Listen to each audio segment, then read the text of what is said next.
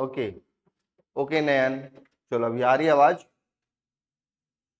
तो हमने कल टॉपिक पर डिस्कस किया था पृथ्वी की आकृति, शेप कैसी भी, अर्थ की आकृति शेप जियोड है।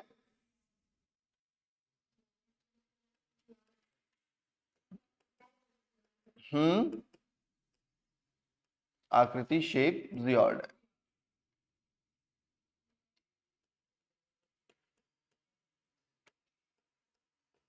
या हम इसको क्या बोलते हैं, ऑब्लेट, स्पर्ड, लगभग शुक्लाभ, ये भी बोलते हैं ना। पृथ्वी की आकृति हमारी जियोड है या तो ऑब्लेट स्पर्ड है, ये दोनों ही ठीक है। तो आज हम डिस्कस करने वाले हैं गतियां, अर्थ की गतियां, मोशन पर डिस्कस करने वाले हैं हम।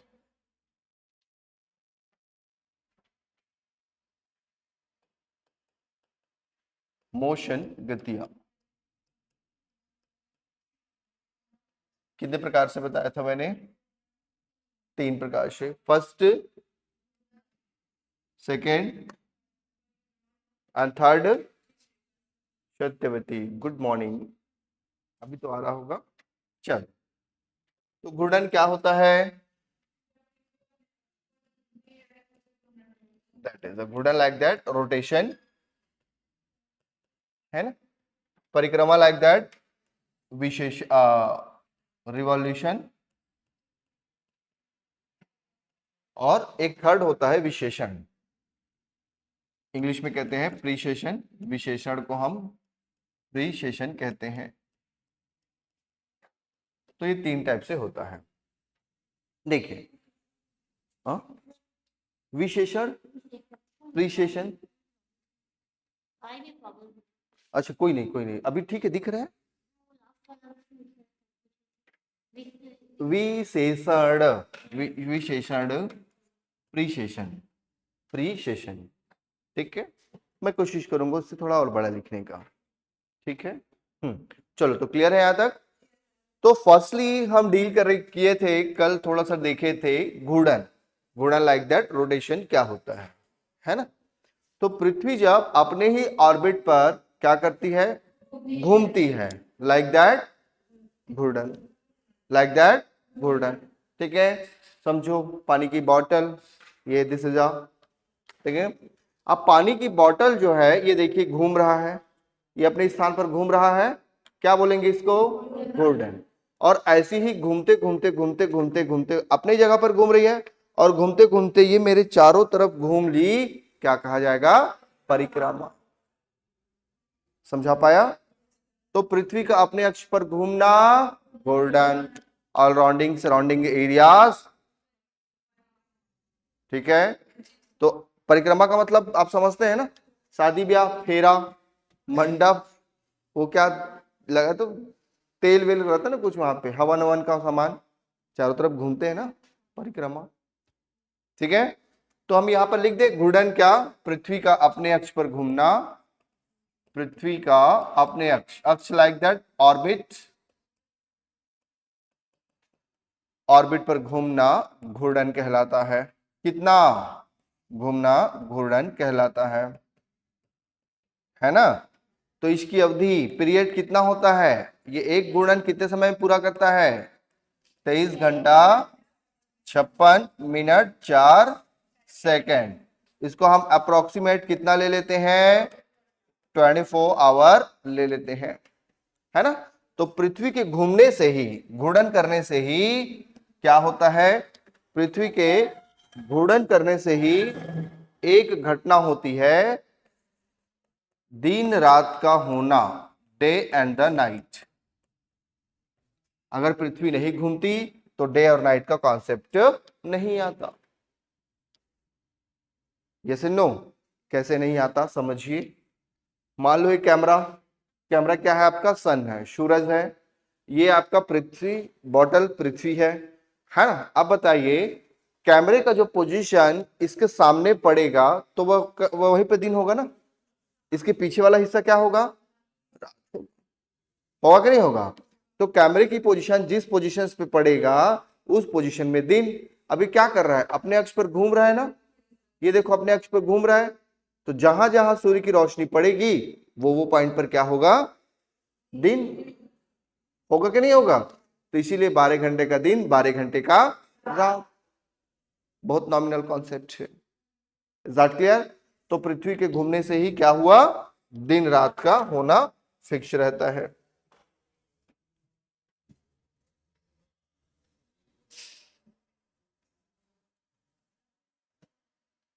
हम्म,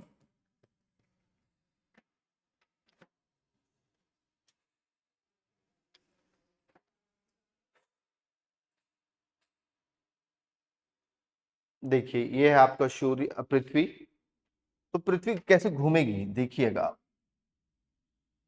है ना, घुमा दे, ये देखो अपने अक्ष पे घूम रही है, आपको विजुअल हो रहा है। तो पृथ्वी अपने अक्ष पर घूम रही है लाइक दैट घूर्णन, क्या कहेंगे, घूर्णन। ठीक है, अब देखिए इसमें क्या होगा, सूर्य सन यहां है हमारा सन, ये हमारा सन है। तो पृथ्वी का वो हिस्सा जो सूर्य की तरफ पड़ेगा, है ना भाई, पृथ्वी का वो हिस्सा जो सूर्य की ओर पड़ेगा, तो वो हिस्से पर क्या होगा, दिन होगा। और ये देखिए यहाँ पर कंस्टेंटली हमको इधर दिन देखने को मिलेगा, तो यहाँ पर क्या देखने को मिलेगा, नाइट, रात देखने को मिलेगी, नाइट रात देखने को मिलेगा। खत्म कहानी, समझा पाया, समझा पाया। चलिए तो अब नेक्स्ट पॉइंट पे डील करेंगे। हाँ,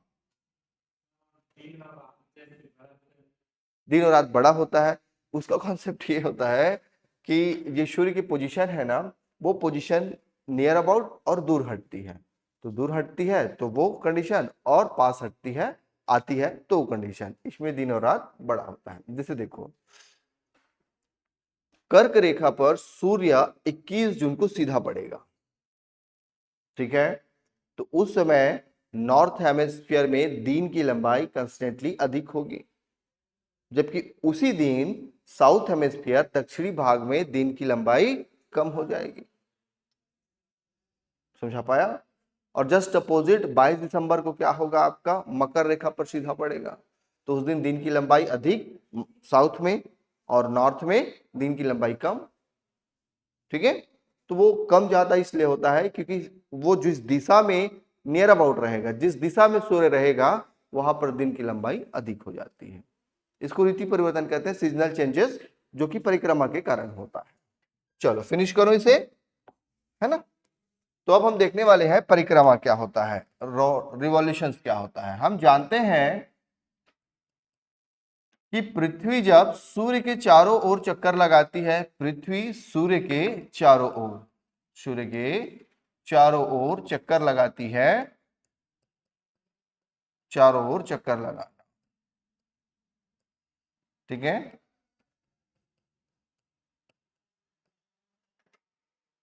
सराउंडिंग द एरिया किसके, सूर्य के चारों ओर। ये हमारा क्या है, सूर्य है, ये हमारी पृथ्वी, अर्थ यहां पर, अर्थ यहां पर, यहां से यहां गई, फिर अर्थ यहां से यहां आई, फिर अर्थ यहां से यहां आई, और ये यहां से यहां। तो हम इसी तरह से चक्कर लगाते हैं ना, किस तरीके से, इसी तरह से हमारा चक्कर लगाता है। और एक चक्कर को कंप्लीट करने में इसे, किसे, पृथ्वी को कितना भाई, एक चक्कर को कंप्लीट करने में कितना टाइम, अवधि, पीरियड, बोलिए, 365 दिन 6 घंटा। एक पीरियड, एक परिक्रमा पूरा करने में 365 दिन 6 घंटा किसको लगता है, पृथ्वी को लगता है, सूर्य की परिक्रमा करने में। ठीक है, चलिए अब इस 6 घंटे का हिसाब कर देते हैं, है ना। तो एक परिक्रमा रिवॉल्यूशन कंप्लीट करा 365 दिन 6 घंटे में, है ना। यही 6 घंटा 4 सालों में, ये फर्स्ट साल, सेकेंड साल उतना ही 365 दिन 6 घंटा, थर्ड साल 365 6 घंटा, फोर्थ ईयर 365 6 घंटा। तो लगभग लगभग यही 4 साल में कितना बन जाता है, 24 घंटा। ये जो 6 घंटा एक साल में एक्स्ट्रा होता है, 6 घंटा एक साल में एक्स्ट्रा हुआ, 4 सालों में 24 घंटा। 24 घंटा बराबर एक दिन, 1 डे या 1 नाइट, डे नाइट। होगा कि नहीं होगा जी?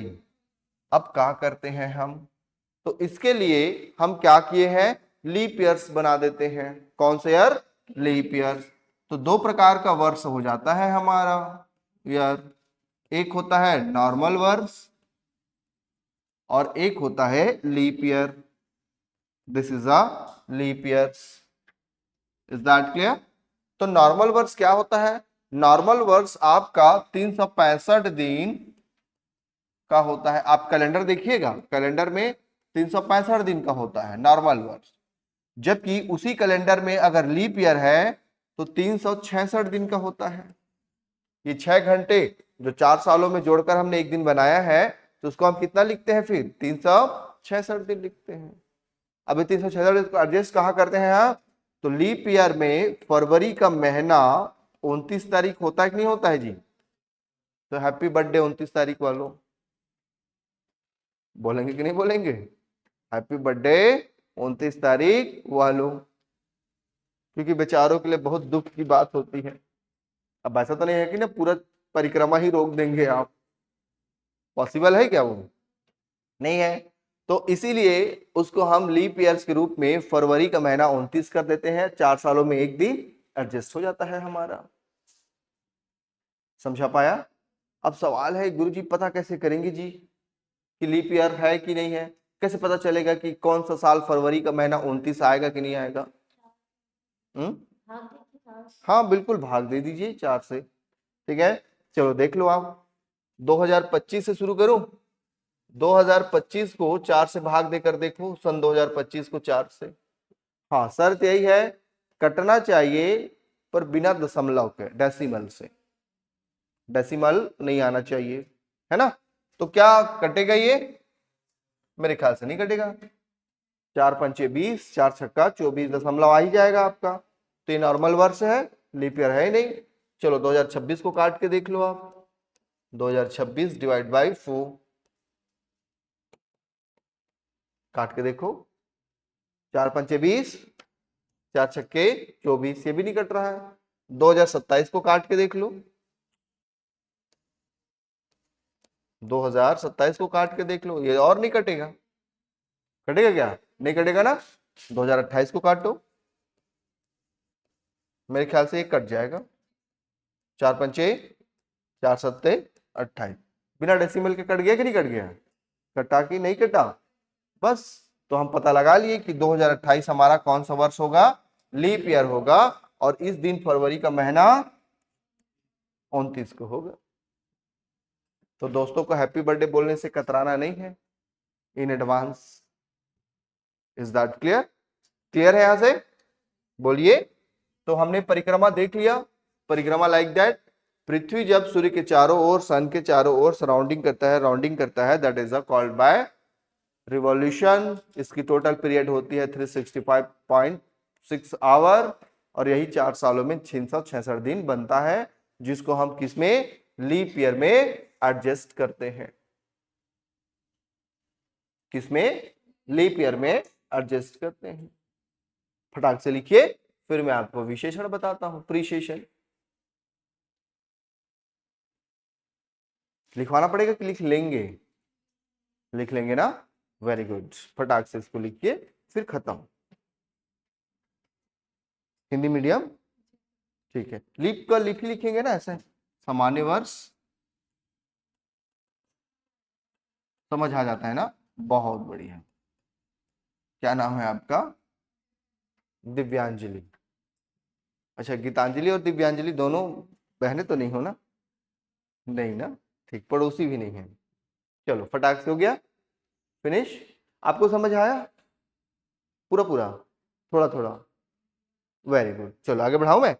तो अब हमने ये 2 पॉइंट तो हमेशा से सुना हुआ है, क्योंकि 4, देखिए इसमें जब आप रीजनिंग पढ़ेंगे ना तो उसमें और अच्छे से बता दिया जाएगा। जब सन 2000 के बाद की घटनाओं को आप 4 से डिवाइड कर दीजिए, और इससे पहले की घटनाओं को 400 से। इसका एक पूरा ट्रिक है 400 से। हाँ, यहाँ पर भी 400 से डिवाइड करते हैं, लेकिन उसके साथ मल्टीपल 100 कर देते हैं। तो इतना तामझाम कौन करे, रीजनिंग में उसको आपको और अच्छे से डिटेल करा देंगे। तो 4 से सन 2000 के बाद की घटनाओं को 4 से डिवाइड, उसमें सारा कुछ बताया जाएगा आपको, ठीक है, वहां पे सारा कुछ आपको डिफाइन कराया जाएगा। चलो आगे बढ़ाऊं मैं। तो यहां पर हम विशेषण थर्ड पॉइंट देख लें। विशेषण क्या होता है? चलो, विशेषण को समझने से पहले ना थोड़ी सी आपको पृथ्वी की आयु को समझना पड़ेगा, ठीक है। किसको समझना पड़ेगा जी? पृथ्वी की आयु को। Age on earth, age of अर्थ,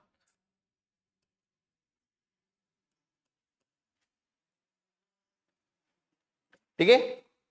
किसके अकॉर्डिंग? ओशियोनोग्राफी के अकॉर्डिंग। ओशियोनोग्राफी यानी समुद्र विज्ञान के अनुसार। कौन से विज्ञान? समुद्र विज्ञान के अनुसार।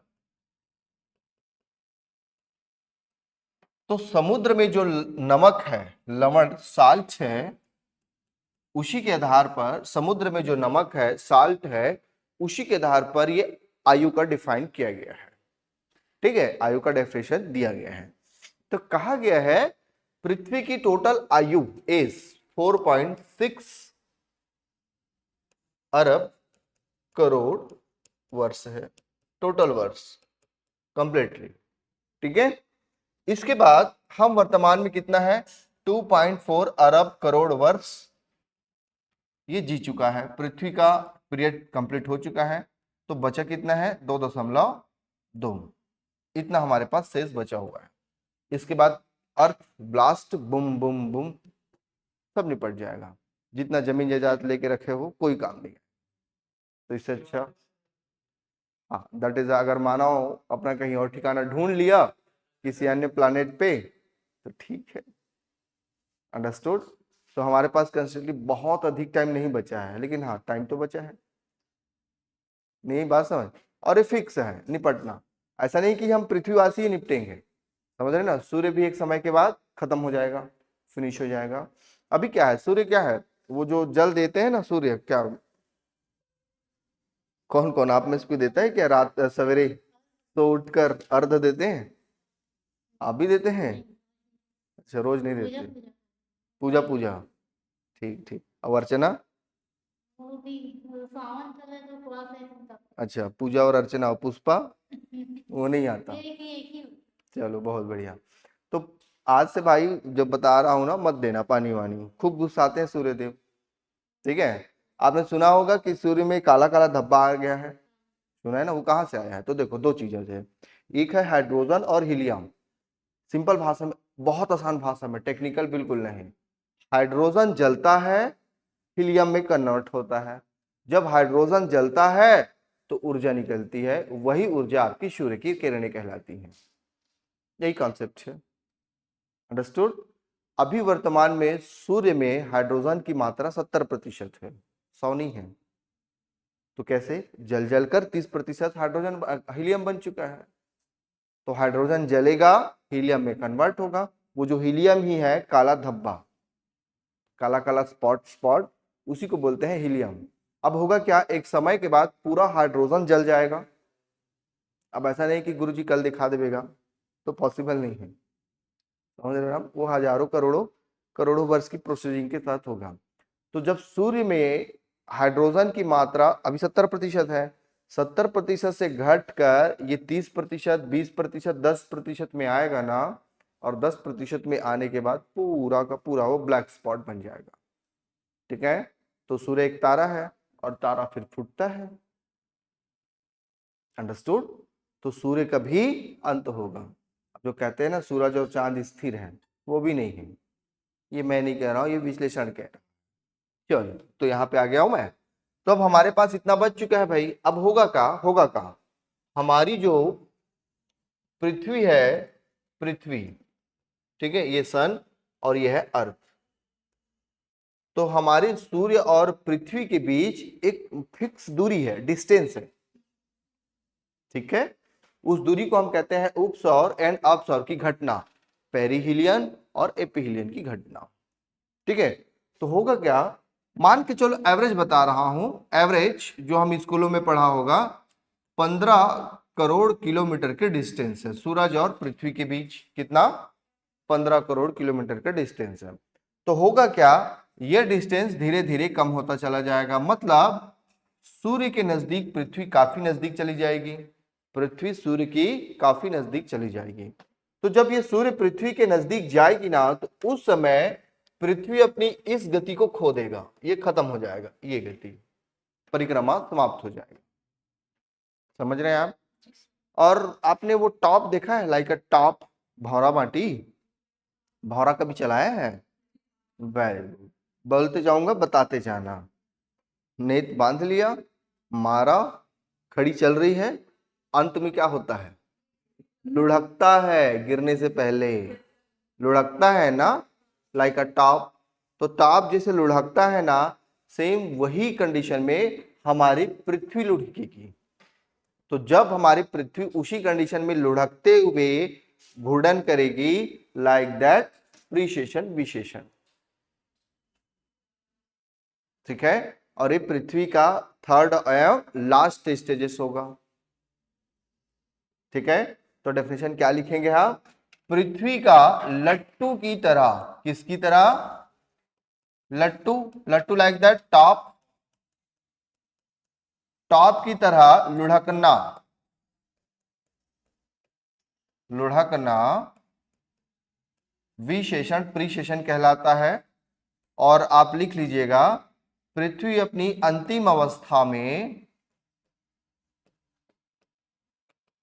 विशेषण की गति करेगा, विशेषण करेगा।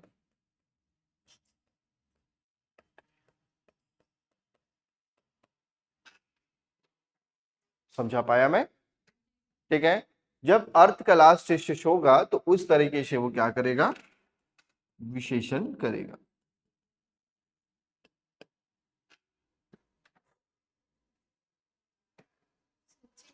हाँ। हुँ?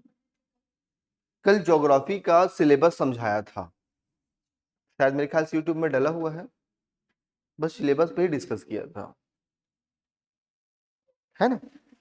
क्लासेस तो कायदे से आज ही शुरू हुआ है। ठीक है, चल आगे बढ़ाऊं मैं। तो ये रहा आपकी पृथ्वी की कितनी गतियां? 3 गतियां, पहला, दूसरा और तीसरा विशेषण प्रीशेषण। Is that clear? तो अब हमने एक पॉइंट बात किया है यहां पर, क्या? पृथ्वी का, अच्छा ये भी कर देंगे हमने, पृथ्वी की आयु तो ये बता चुके हैं, तो लिख लेना इसको भी, पृथ्वी की आयु। एक छोटा सा टॉपिक भी तो डलवाए थे, पृथ्वी की आयु। तो पृथ्वी की आयु टोटल इतनी है, इतना जिया जा चुका है, it is a present year, और इतना आपका बचा हुआ है, बचा हुआ है।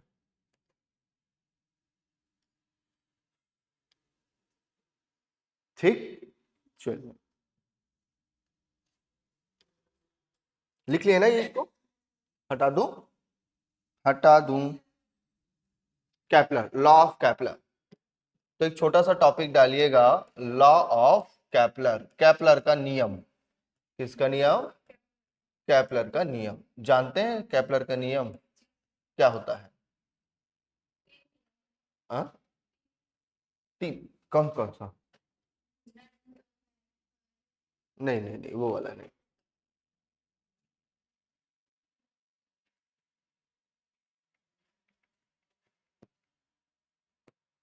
Perihelion and the aphelion. ठीक है, चलिए।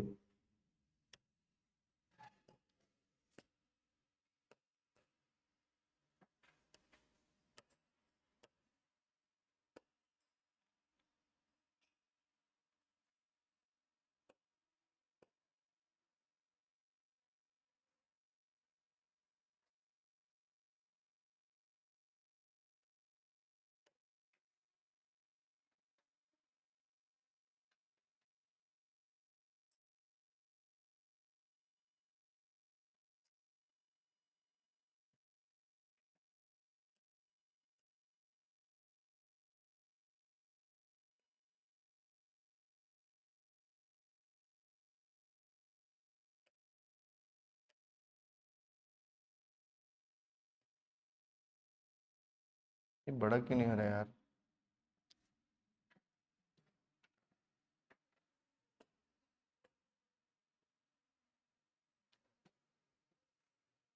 ठीक है, ये देखिए आपका, तो दो प्रकार की होती है केपलर के नियम में, दो प्रकार के नियम। फर्स्ट है आपका पेरिहिलियन। क्या है? पेरिहिलियन। पेरिहिलियन की घटना जनवरी में होती है, जबकि एपिहिलियन की घटना जुलाई में होती है। ठीक है, देखिए नॉमिनल, ये हमारा अर्थ, ये हमारा सन, सूरज। ठीक है, तो सूर्य और पृथ्वी के बीच कितना, सूर्य और पृथ्वी के बीच जब सबसे कम दूरी होती है, क्या होती है? नियरेस्ट दूरी। ठीक है, कितना?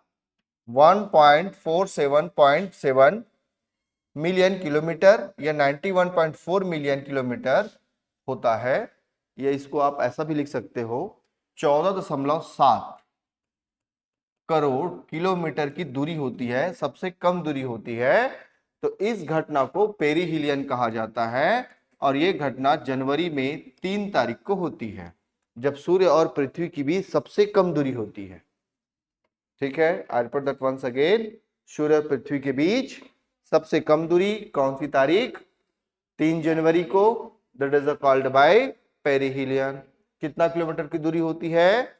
14.7 करोड़ किलोमीटर की दूरी होती है। जबकि वहीं पर सेम क्या होगा? जुलाई, तो 4 जुलाई को एपिहिलियन की घटना होती है, जब सूर्य और पृथ्वी के बीच सबसे ज्यादा दूरी होती है 15.2 CR किलोमीटर, 15.2 करोड़ किलोमीटर की दूरी होती है। समझा पाया मैं? एकदम क्लियर? तो इस घटना को फटाक फटाक से लिख लीजिए, फिर खत्म कर दीजिए।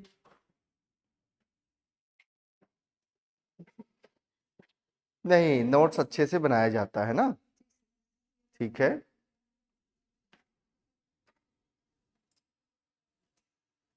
तो इस पे लिखिएगा पेरिहिलियन। जब सूर्य, सन एंड अर्थ, पृथ्वी के बीच की दूरी कम होती है, और यहां पर क्या होती है? सन एंड अर्थ बीच की दूरी अधिक होती है।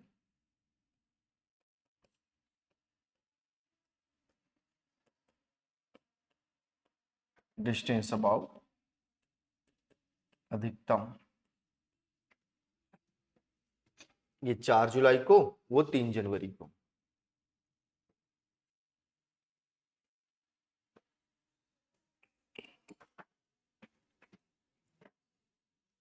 हो गया? दूरी है 15.2 करोड़ किलोमीटर। किसको? इंग्लिश में क्या बोलते हैं? वो भी, ये भी 15.2 करोड़ किलोमीटर ही लिखा हूं।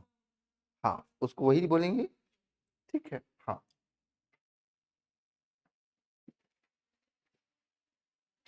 सर ये पेरिहिलियन को एक बार और समझा दो। ठीक है, कोई इश्यू नहीं है। देखो, सूर्य और पृथ्वी के बीच कम दूरी क्या बोलेंगे जनता? सूर्य और पृथ्वी के बीच की दूरी कम है तो, और सूर्य और पृथ्वी के बीच दूरी अधिक है तो एपिहिलियन। दूरी कितना हो जाता है कम में? 14.7। कौन सी तारीख? 3 जनवरी। जबकि सबसे अधिक दूरी कब होगी दोनों के बीच? 4 जुलाई। कितना किलोमीटर? 15.2 करोड़ किलोमीटर। ठीक है, फिनिश करो तो आगे बढ़ाऊं? आगे बढ़ाऊं? चलो नेक्स्ट पॉइंट। तो मुझे बताओ दामिनी, क्या पढ़ने वाले हैं नेक्स्ट में?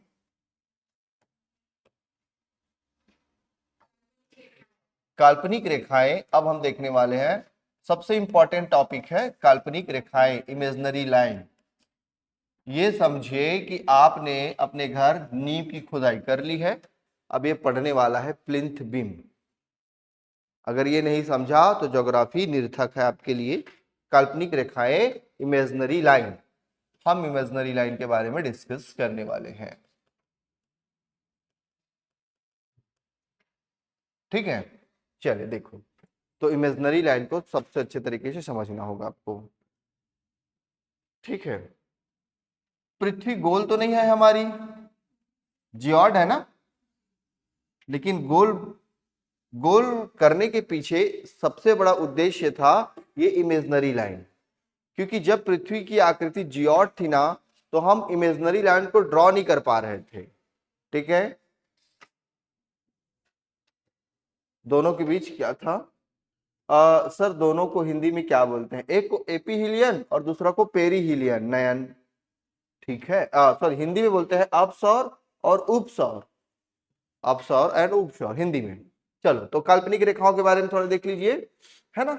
तो काल्पनिक रेखाएं दरअसल हमारी पृथ्वी पर क्या नहीं हो पा रही थी, खींची नहीं जा रह पा रही थी, ड्रॉ नहीं हो पा रहा था। इसीलिए पृथ्वी को क्या किया, समानांतर किया गया, गोल किया गया, सर्कल में ड्रॉ किया गया। तो उसके उभरे हुए भागों को मिलाते हुए हमने क्या किया, सर्कल में ड्रॉ किया। हमारी पृथ्वी की आकृति यही है ना जी, ये हमारी पृथ्वी की आकृति। तो ये उभरा हुआ भाग को हमने क्या किया, मिला दिया इस तरीके से। अब ये बन गया गोल, बन गया ना गोल। तो ये है गोल हमारा। तो हम जानते हैं अगर कोई भी सर्कल है तो सर्कल का एक सेंटर होगा। क्या होगा जी, क्या सर्कल का सेंटर होगा, क्या सर्कल का सेंटर होगा? क्योंकि बिना सेंटर के आप डायमीटर कैसे निकालोगे? अरे भैया, व्यास और त्रिज्या कैसे निकालोगे? इंग्लिश को मार दो गोली, व्यास और त्रिज्या कैसे निकालोगे? तो बिना सेंटर के तो काम होगा नहीं, है ना। तो हमने क्या किया, इस सर्कल का एक सेंटर माना। क्या किया, सेंटर माना, और इस सेंटर को मिलाते हुए एक काल्पनिक रेखा खींच दी हमने। सेंटर को मिलाते हुए क्या, एक काल्पनिक रेखा खींच दी मैंने। ये देखिए काल्पनिक रेखा, और इस काल्पनिक रेखा को कहा गया इक्वेटर, हिंदी में विषुवत रेखा, और हिंदी में ही इसको कहा गया भूमध्य रेखा। तो आपको जो एखा और देखा, लक्ष्य रेखा। ठीक है, तो हिंदी में इसको क्या कहा गया, इक्वेटर कहा गया, विषुवत रेखा कहा गया। क्या मैं समझा पाया? पंखा ऑन कर दे। ठीक, पंखा ऑन यही है क्या?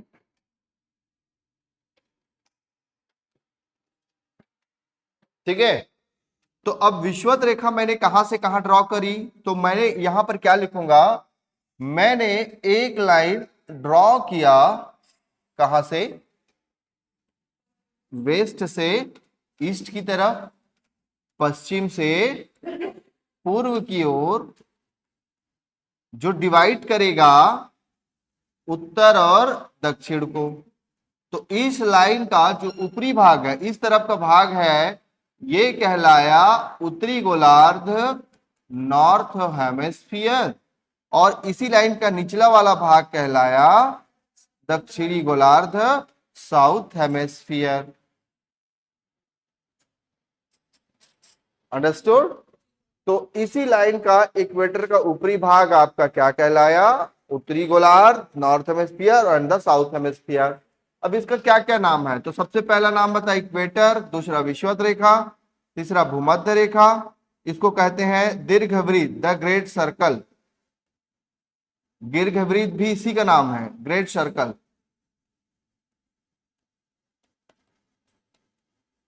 ठीक है, चौथा नाम,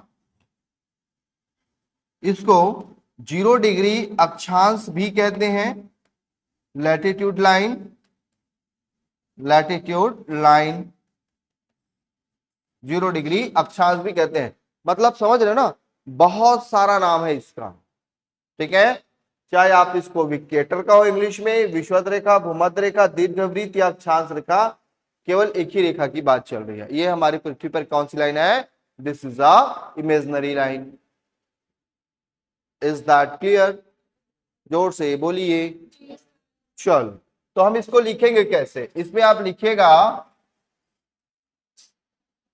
वेस्ट से ईस्ट की ओर खींची गई रेखा, जो लिखना है आपको पूर्व से पश्चिम से पूर्व की ओर केंद्र को मिलाते हुए खींची गई रेखा, जो उत्तरी और दक्षिणी भाग को, नॉर्थ और साउथ को विभाजित करती है, विषुवत रेखा कहलाती है, इक्वेटर कहलाती है। फिर से रिपीट करो, मैं कर रहा हूं। पश्चिम से पूर्व की ओर केंद्र को, सेंटर को मिलाते हुए ड्रॉ की गई, खींची गई रेखा, ठीक है, जो उत्तरी गोलार्ध और दक्षिणी गोलार्ध को क्रमशः विभाजित करती है, विषुवत रेखा कहलाती है। क्या कहलाती है? विषुवत रेखा कहलाती है।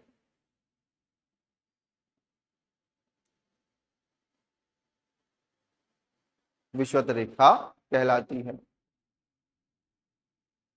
ठीक है। चलो, फिर 23.5 डिग्री पर आपका क्या रहेगा? कर्क रेखा। और अगर नीचे यही लाइन ड्रॉ हो गया तो 23.5 डिग्री पर मकर रेखा, ट्रॉपिक ऑफ कैप्रिकॉर्न, और this is a tropic of cancer. बाकी की चीजों को कल फिर मैं आपको कंप्लीटली बताऊंगा। Is that clear? तो आज यहीं पे फिनिश करें, ठीक है। अच्छी लगी क्लास?